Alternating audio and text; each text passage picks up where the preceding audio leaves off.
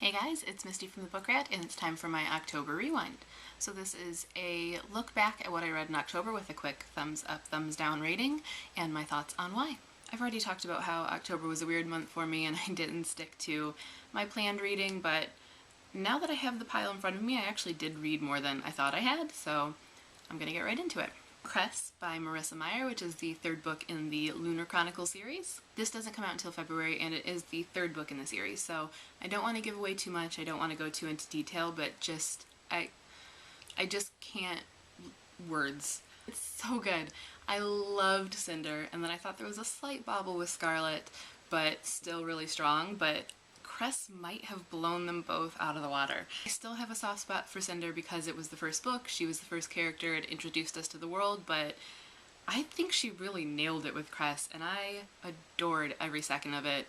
And the shifting viewpoints didn't bother me the way they did in Scarlet because I thought they all really strong and they were juggled well. Nothing ever felt abrupt, I didn't feel like I wasn't getting enough from certain characters. It was just expertly managed and engaging, and everybody's storyline was engaging, and even if sometimes things were convenient, I really couldn't care less because it was just words.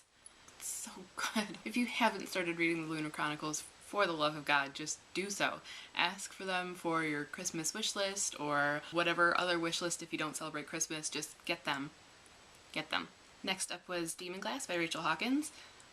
Actually, Demon Glass was the first book I picked up of this month because I was really excited for it, but then Cress came, so yeah. I ended up reading Cress while I was still in the middle of this one because I couldn't resist, but this one is getting its own video review because it was a Stack of 5 winner, so I won't go too into detail here, but it does get a thumbs up. I thought it was a strong continuation of the series, though I think I probably was more engaged by the first book, but again, partly that was my mood and partly that was because I read another book in the middle of it. But yeah, still solid. Rachel Hawkins is still my spirit animal. Good time. Unbreakable by Cami Garcia, which was my first foray into Cami's writing.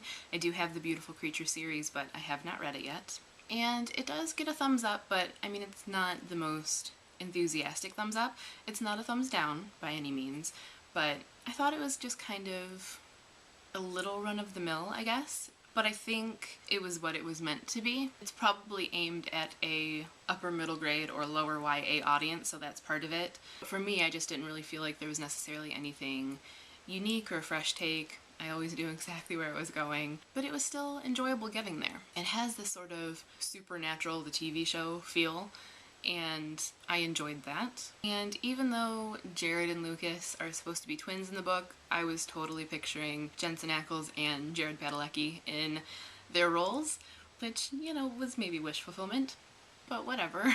But it was fun, it was enjoyable. I think that it will win a lot of people over, but I think if you're wanting something more, something that goes beyond, or something that's not quite so easy in the way things happen, things were very, very convenient, almost to the point of ridiculousness, this may not be the book for you. But if you just want something fun and you're willing to just go with it, it still does get its thumbs up. Next up was Texas Gothic by Rosemary Clement-Moore, which is also getting its own video review, so again, I won't go too much into detail other than to say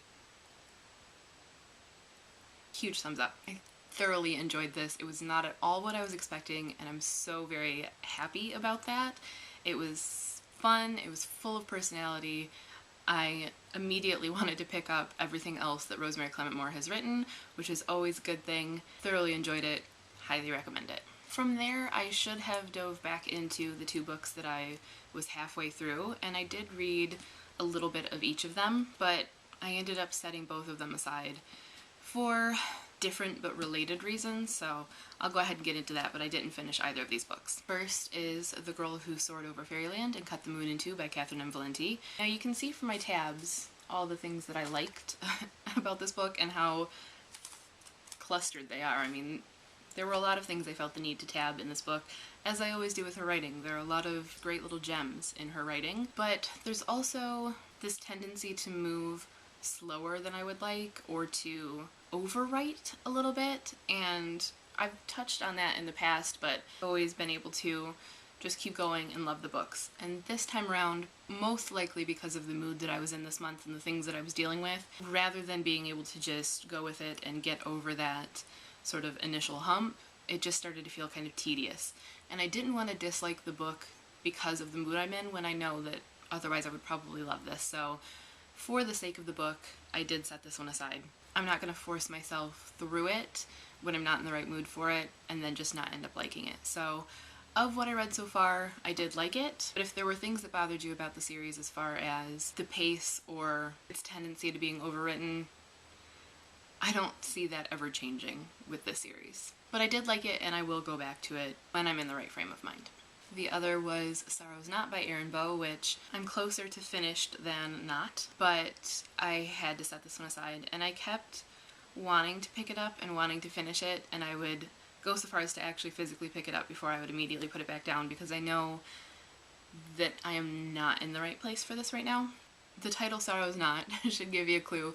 It's not the world's peppiest book. It's about death, and the part that I left off on was heartbreaking, and even though I'm sure it will move toward satisfying completion, I'm sure it's going to be bittersweet, and I'm sure there's going to be more sorrow to go, and I just can't right now. So I had to set this one aside, and I will happily pick it up again as soon as I feel like I can. But for those of you that were curious and have been wanting to know whether to pick this book up, unreservedly I say yes. It is a little slower, it's a slow burning novel, and it has a kind of folkloric feel to it which adds to that, but it's really beautiful and powerful, and I love Erin Bow's writing. So if you were curious about this one and wanting to pick it up, I would say go for it. When I decided not to read either of those books for the time being, I should have gone back to the pile behind me that's full of things that need to be read, but yeah, that was not gonna happen. If I picked up another book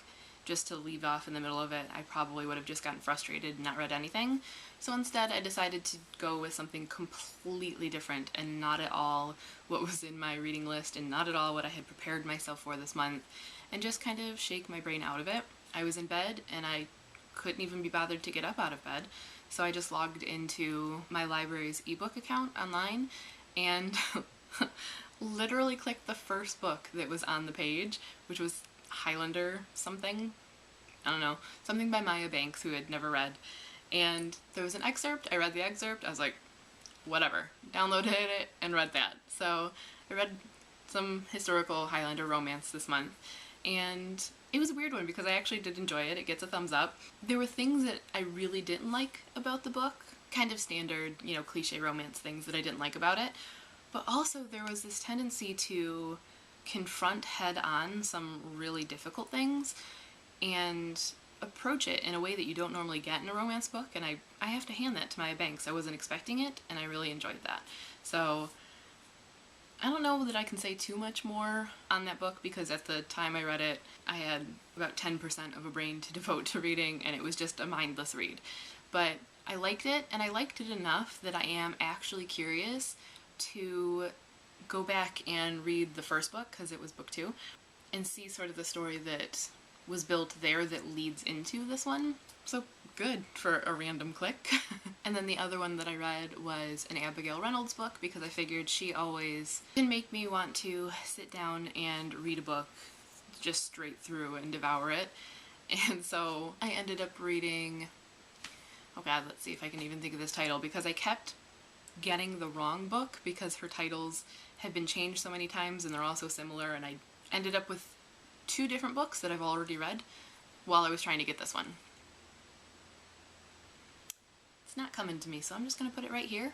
But whatever it was a really interesting take. It was one of her Pride and Prejudice retellings, a Pemberley variation, and one of the more interesting ones that I've read.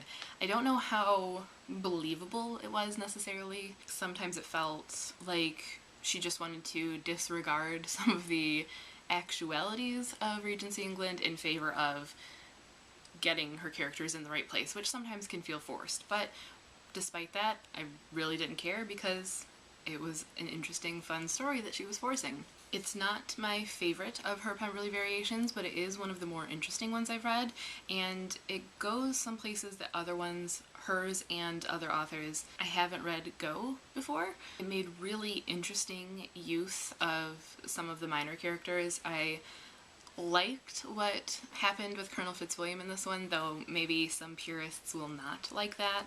I was interested by what went on with Mr. Bennet in this one, though again, I think some people might not, but it was interesting. It was a different take, and I love how she takes these questions, these what-ifs about Pride and Prejudice, and just follows them through to a conclusion that makes sense in scenarios that make sense.